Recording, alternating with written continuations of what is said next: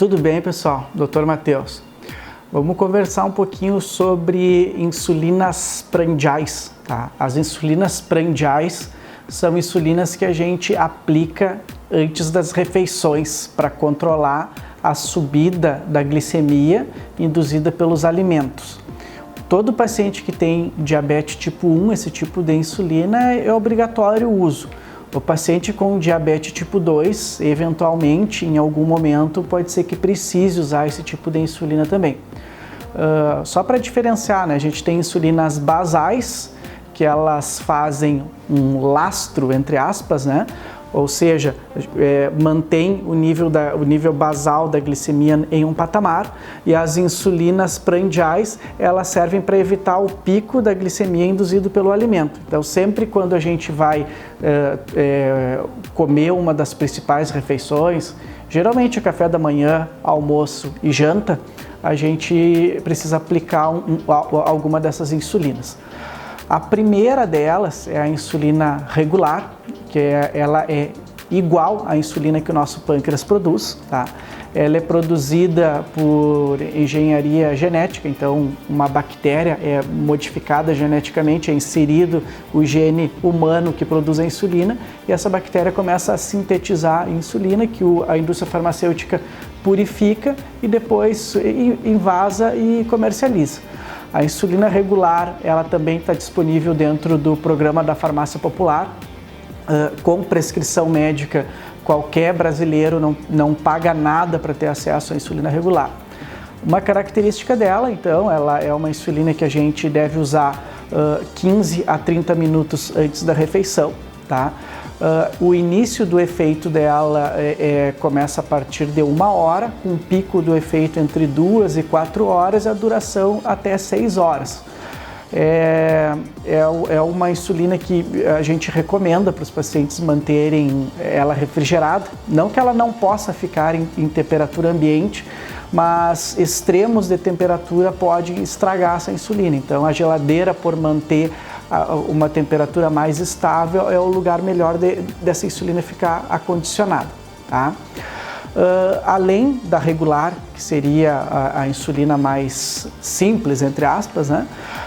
A gente também tem de insulina prandial os análogos de ação rápida, também conhecido como insulinas ultra rápidas, que são 3, tá? Tem a insulina Lispro, que o nome comercial é Humalog, a insulina Apidra,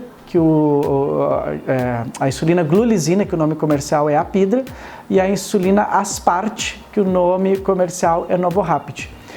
Essas insulinas, apesar de serem produzidas por laboratórios diferentes e terem nomes diferentes, elas têm mecanismos de ação muito parecidos, né? Também se usa antes da refeição. Essa a gente aplica imediatamente antes da refeição. Então, no momento que serve a comida, antes de dar a primeira garfada, aplica a insulina. Ela tem o início do efeito entre 5 e 15 minutos, o pico do efeito 1 hora, e a duração do efeito em torno de 2 horas, tá? São insulinas que, para o paciente ter acesso, ou precisa ter diagnóstico de diabetes tipo 1 e preencher protocolos, né? Então, existem protocolos dentro do Sistema Único de Saúde para o paciente com diabetes tipo 1 ter acesso a essa insulina sem custo, ou ele pode comprar, né?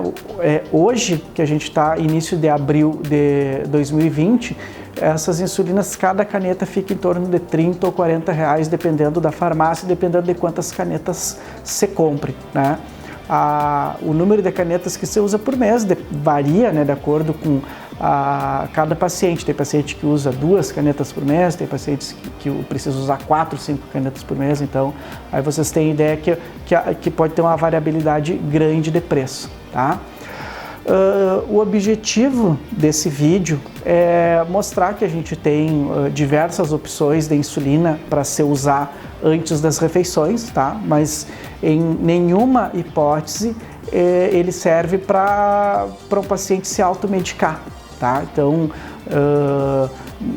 nenhum paciente usando regular deve trocar sua insulina para uma Lispro, ou nenhum paciente usando Lispro deve trocar por uma Novorapid sem conversar com o seu médico endocrinologista. Tá? Então a primeira coisa é respeitar a prescrição médica.